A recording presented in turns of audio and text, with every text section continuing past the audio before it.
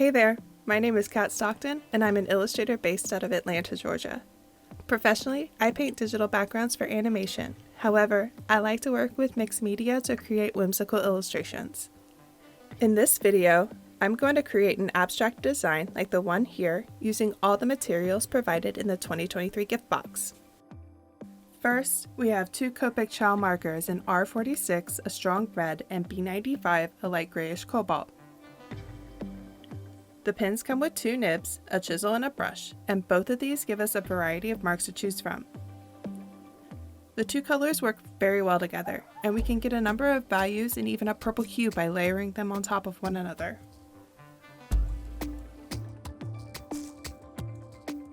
Next, we have a Derwent line maker, size 0.8 in black. We have a King Art Premium 2 Original Gold, great for detail. Next, we have a 1/2 inch flat wash brush from Princeton Art and Brush Company. Fine liners are excellent for adding detail to our work. We can also create depth through various line making techniques like hatching, stippling, and cross hatching. If we're quick enough, the ink will react to water and create a nice ink wash while still maintaining the detailed line work beneath. However, if you wait just a minute or so to let the ink dry, your lines are going to be waterproof. From the Stone Ground Paint Company, we will receive two pans in Florentine Green and Bordeaux. Stone Ground watercolors are all handmade, so they have a natural texture. The Bordeaux color is a beautiful red wine, and the Florentine Green reminds me of a pine tree. Together they feel very festive. When we mix them together, we get a gorgeous Payne's gray tone. I used 3 parts Bordeaux and 1 part Florentine Green to get this exact hue. I'm laying down a second layer of the watercolors to see how intense we can go with these pigments. The Florentine Green looks to be more opaque, while the Bordeaux has more transparency. Our next supply is the Schmincke Aqua Bronze in Pale Gold. We can mix this loose powder with water, or we can mix it with our watercolors. The gold also works nicely for finishing touches, like the embellishments I'm painting here. Personally, I like to wait to do this step last because I don't want to smudge it. On its own, the gold is beautiful. You can create transparent washes with a high water ratio, or use a low water ratio to get a more opaque look. The gold mixes well with the Stone Ground watercolors. It creates a beautiful patina effect, and I love how it enriches the colors themselves. Once it's dried, it's absolutely dazzling. The workhorse of this box is the Faber-Castell Polychromos pencil set. In this set we get 12 vibrant colors. The pencils are also waterproof and smudge-proof. It's best to work in layers with colored pencils. This does take time, but if you press down too hard, it might indent the paper. By starting out light, we can erase away what we might want to adjust, and with some patience, we can get very bold colors and even mix them together to create new colors. Our surface in this box is the Arteza Expert watercolor pad. We get to work with a round 7-inch shape, and the paper is 100% cotton, so it'll hold up well to mixed media. The 140-pound cold press will give us a lovely texture to work on. What I really love about this watercolor block is that it resists warping due to the gummed edge. The sheets can be removed once the art is completed. Using the Polychromos pencils, let's start sketching an emerald.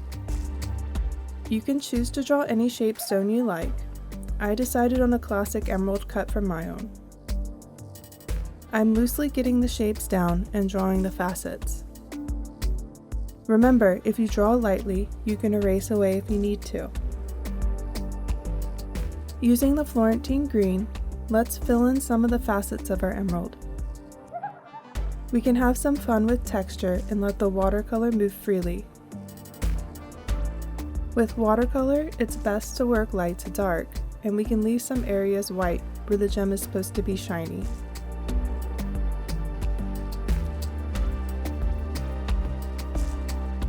I'm finishing up by going over the edge of the gemstone with the narrow part of the brush. Using a paper towel, we can remove some of the pigment where we might want the gem to be lighter. Once the watercolor has completely dried, we can use the line maker to start defining the emerald shape a bit more. I want to do another layer of Florentine green all over to unify the gem. I went a bit too heavy on the first pass, but that's okay. I can quickly use a paper towel to blot the color from the paper and go back in with a much lighter wash like so. Our emerald is starting to come together nicely. The Florentine green makes a lovely base. Next, using our Payne's Gray watercolor mixture, we can start to create depth in our crystal. With the narrow edge of the brush, roughen the shape before filling it in with the flat end of the brush. I'm leaving some space between the facets to create higher contrast areas. After this is dry, we can go back in with colored pencils and start refining our emerald. Colored pencils are excellent tools for building depth and contrast. By lightly layering them on top of the watercolor base, we can create a wide range of values and subtle hues. The magenta and emerald colors are great for darker areas, and the light green and white are perfect for the brighter areas. You can use the underpainting as a guide for where to place these colors. As I'm working, I feel like the light green is a good unifying color, so I'm using it all over the emerald. The color is somewhat transparent and it makes the emerald look like it's glowing. I find the round shape of the watercolor pad very nice, as I can turn it as needed. The white is great for adding extra shine marks and brightening up some areas. Another pass with the light green makes these lighter areas feel like they are a part of the emerald. Let's go back in with the line maker to define the shape a bit more.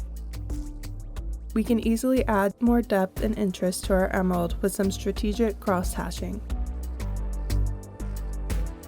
And finally, using our King Art brush, let's add some schminky pale gold to make this emerald really shine.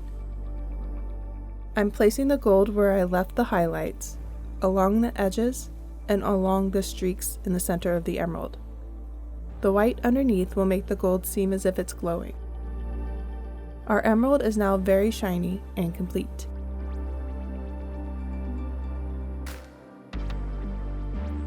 In this next demo, we're going to be using all of our supplies to create an abstract piece similar to the one you see here. We won't be creating this one exactly, because with the intuitive approach, each piece is a completely different journey. Use this demo as a guide for creating your own unique piece. Get your paper ready, and we'll start by sketching out the general shapes of our trees with some colored pencils. I chose the phthalo blue because I want the marks to show up on camera, but you could use whichever color you would like. I don't have any plans for this particular piece. I did not sketch out any thumbnails, but you can choose to do so if you like. I'm drawing in a stair-step-like fashion and adjusting as I go. I know that by drawing lightly, I can erase if I need, but I'm happy with the look so far. As we are breaking up the large shape into smaller shapes, know that there is no right or wrong way to do this, so have fun. We will break these down and refine them more as we are further along in our painting. The white colored pencil doesn't show up on the white paper, but I find that the wax material repels the water and the Copic marker. I'm marking where I want the stars to stay bright white. If these are drawn too lightly, the following technique will not work well. Using our light gray Copic, let's start out by outlining our shapes before filling everything in. This paper is very absorbent, so the first layer of the marker could be a bit streaky. A good tip to protect the surface is to use the cover or a loose sheet of paper when filling in these large areas, so you can rest your hand on the pad. The faster you work, the less streaks, but we can also minimize the streaks through layering. In the second layer, we can start to define wispy sky shapes to add movement and interest to our sky. Keeping the cloud shapes simple will help add some interest while not distracting too much from the detail we plan to add later. At this point, we start to see those stars we made with the white pencil peek through. Alcohol markers are great for layering and building up value like so, and they are very satisfying to work with. Did you know that Copic chow markers are refillable and reusable? Once the ink runs out, you can replace it yourself. I made a small mistake here while laying down the markers, and if you feel like you made a mistake at any point in your painting, it's okay. Keep going. Sometimes just repeating the mistake in a different spot, like I'm doing here with the markers, makes it feel more intentional and keeps things interesting. Our creations don't always go exactly as planned, but we can accept the change in direction and learn something new in the process. Sometimes what we think are mistakes are actually just our style in disguise. Going back in with the white colored pencil, we can brighten up our stars even more and add a little glow to them. I'm brightening up the wispy areas with a pass of the white colored pencil. This is to push the contrast just a little bit further. We could have just left this area white in the first place, but the blue undertone of the marker really helps to unify the sky. In this step, I don't want to press as hard as I did when I made the stars. This softens up the marker strokes and adds a nice contrast to our wispy sky.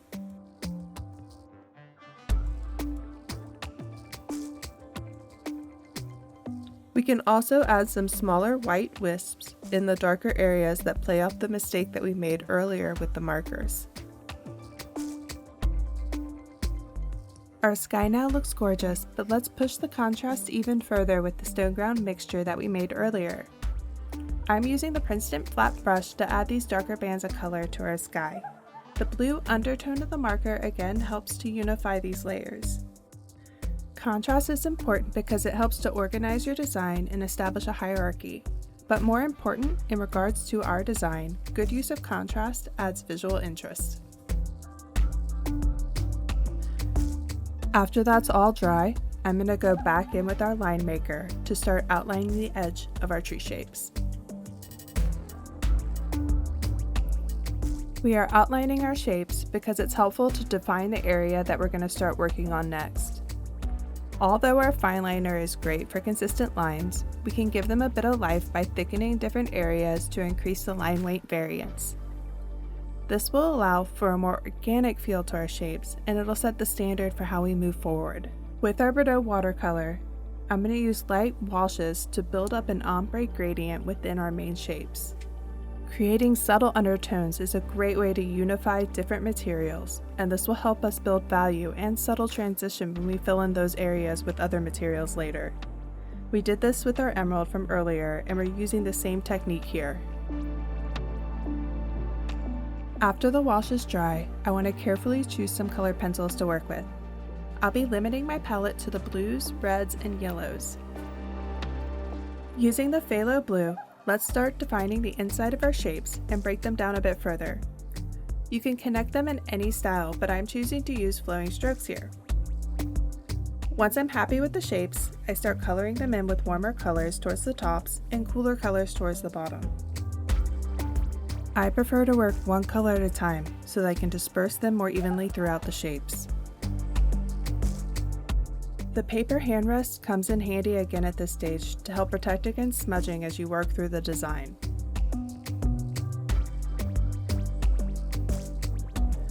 This is the most time-consuming portion of our painting, but it's important not to rush it. Have fun and enjoy the process.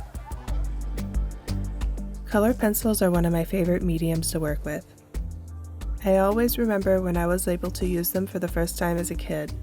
I never wanted to use crayons again after that. Don't get me wrong, crayons are great, but the precision and control you get with colored pencil is unmatched, and they dominated my artistic experience as an adolescent. I use them quite frequently to this day in both my professional and personal work. One thing I picked up over the years is that working in layers allows for us to mix some of the colors together, and it creates a velvety and more sophisticated look.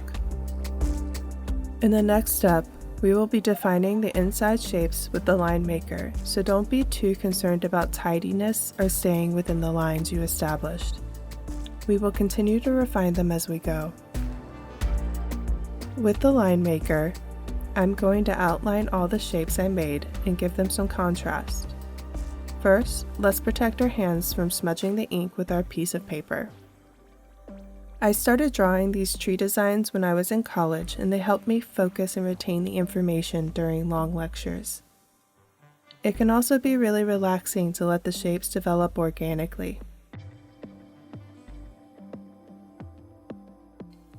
Each one is entirely unique, and I found it to be a good practice for developing skill and habit.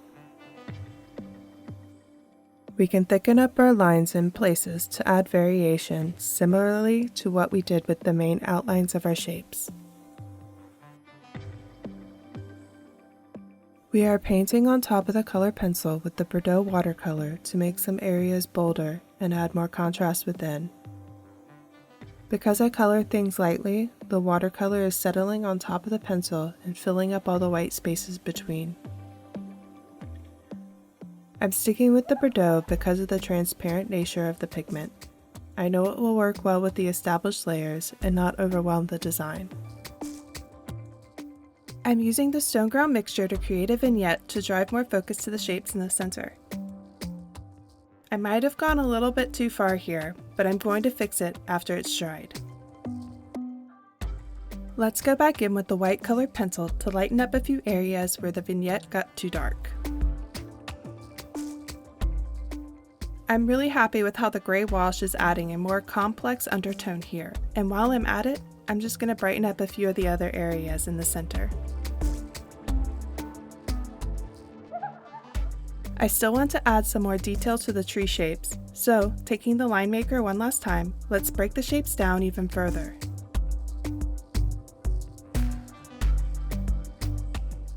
I'm not doing it for this painting, but alternatively, you can fill some of the shapes with hatch marks and stippling like we demonstrated earlier on in the video.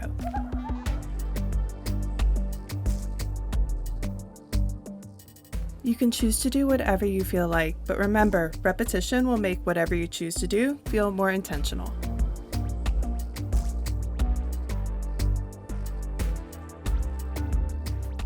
One more pass with the color pencils to bolden some areas up. I just decided, after seeing everything, that I really wanted to push some of these areas a bit further. And I'm continuing to layer different colors to create even more subtle variation within. These subtle changes make the piece feel more sophisticated and complex without overworking the design itself. Our patience will be worth it in the end, so again, relax, don't rush, and enjoy the process.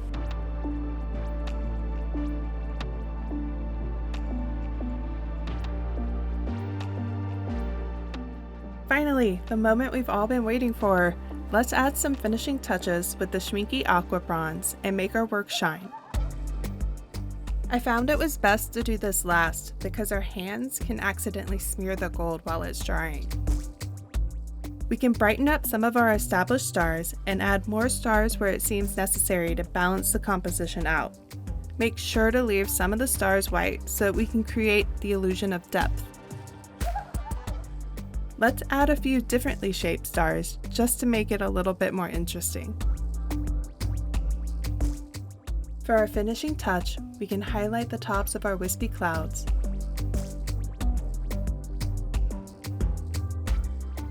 This part of the painting is definitely my favorite and the most satisfying.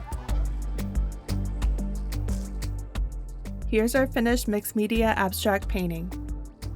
I hope you learned a few tips and tricks along the way, from layering various media to adding the final touches that make our art shine. We certainly covered a lot in this video, and you should be very proud of your end results. We would love to see everyone's amazing creations, and if you choose to post your creation on social media, make sure to tag it with #SketchBox for everyone to check out. Thank you for following along with me. This is Kat Stockton signing off.